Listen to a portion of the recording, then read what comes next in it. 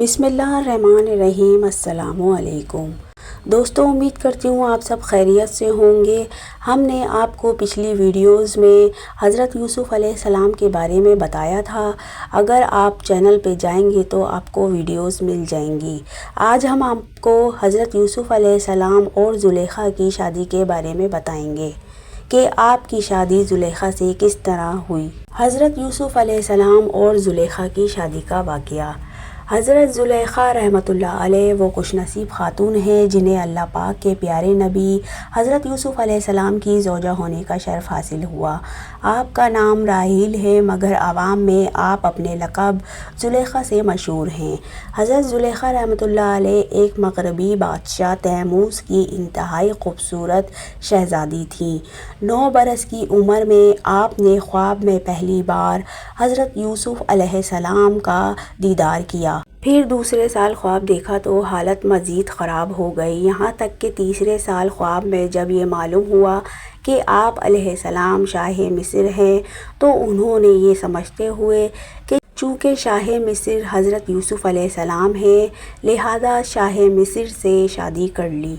लिहाजा हकीकत मालूम होने पर बेहोश हो गई। फिर आपको हातिफ़ ग़ैबी से आवाज़ आई कि जिस हस्ती की आप तमन्ना रखती हैं, इसके शाह मिस्र बनने तक सब्र व इस्तिक़ामत का दामन थामे रखें। मोहब्बत में अपना हुस्न और मालो दौलत कुर्बान कर दिया।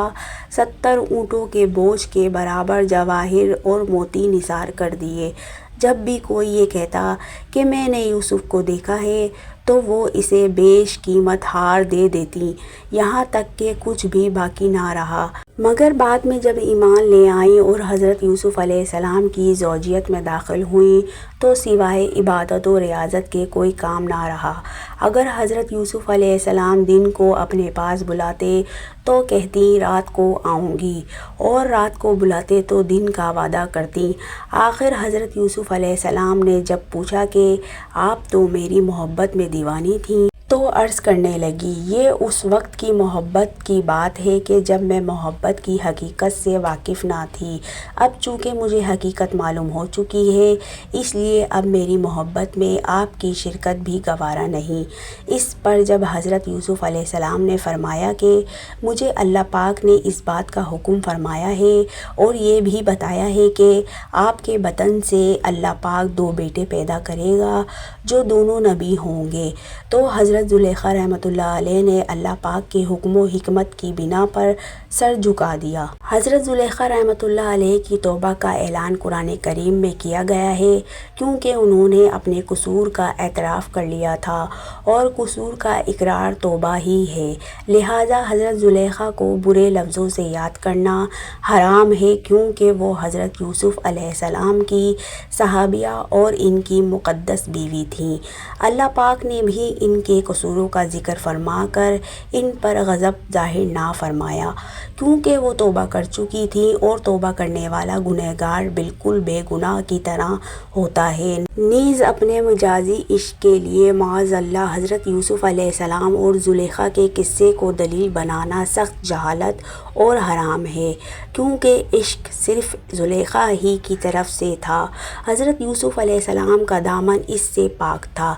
लिहाजा हज़रत ज़ुलेखा रहमतुल्लाह अलैह का ज़िक्र हरगिज़ बेअदबी से ना किया जाए, बल्कि हर हाल में एहतराम का ख्याल रखा जाए। बहुत से बेबाक लोग हज़रत यूसुफ़ अलैहिस्सलाम और ज़ुलेखा के वाक़ये को बढ़ा चढ़ा कर बयान करते हैं और माअज़ल्लाह इनकी शान में बहुत सी बेअदबियाँ करते हैं।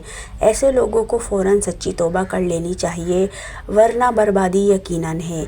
ज़ुलेखा तंग दस्त मोहताज हो चुकी थी और आँखों की बिनाई भी चली गई थी, तो किसी ने उन्हें मशवरा दिया कि अगर आप हज़रत यूसुफ़ अलैहिस्सलाम, जो कि अब शाह मिस्र भी हैं, अपना मामला ज़िक्र करें, तो हो सकता है कि वो आप पर रहम करें और आपकी मदद फरमा कर आपको गनी कर दें, क्योंकि आपने भी इनका ख्याल रखा था और इनको इज़्ज़त दी थी।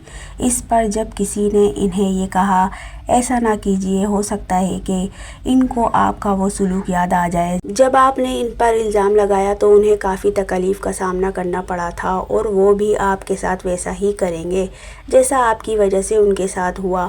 تو فرمانے لگی، میں ان کی بردباری اور کرم نوازی کو جانتی ہوں۔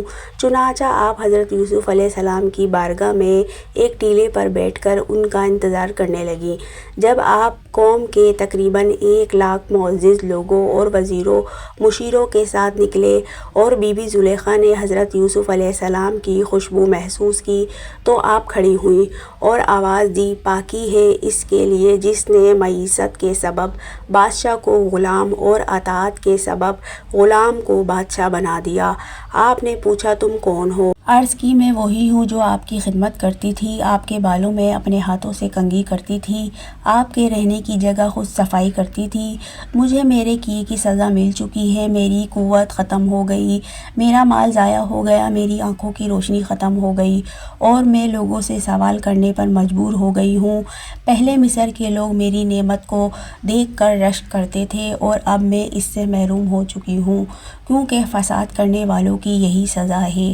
یہ سن کر حضرت یوسف علیہ السلام بہت زیادہ روئے اور حضرت زلیخا سے فرمایا، کیا تیرے دل میں میری محبت میں سے کچھ باقی ہے؟ آپ نے عرض کی، جی ہاں، اس کی قسم جس نے حضرت ابراہیم کو خلیل بنایا، مجھے آپ کی طرف دیکھنا زمین بھر سونا چاندی ملنے سے زیادہ محبوب ہے۔ آپ وہاں سے چلے گئے اور حضرت زلیخا کی طرف پیغام بھیجا، اگر تمہاری رضامندی ہو تو ہم تم سے نکاح کر لیں اور اگر تم شادی شدہ ہو تو تمہیں غنی کر دیں۔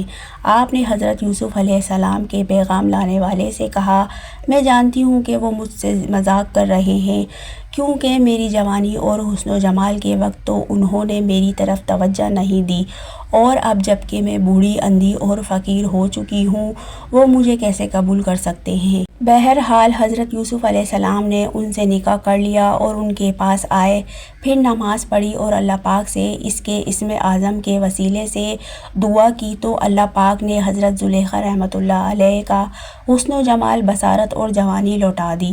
نکاح کے وقت آپ باقرہ تھیں اور آپ سے افراسین بن یوسف اور منشا بن یوسف پیدا ہوئے۔ حضرت یوسف علیہ السلام اور حضرت زلیخا رحمۃ اللہ علیہ نے اسلام میں بڑی خوشگوار زندگی گزاری، حتیٰ کہ موت نے آپ دونوں کے درمیان جدائی ڈالی۔ سبحان اللہ۔ Subscribe my channel and hit the bell icon, like کریں، شیئر کریں پلیز۔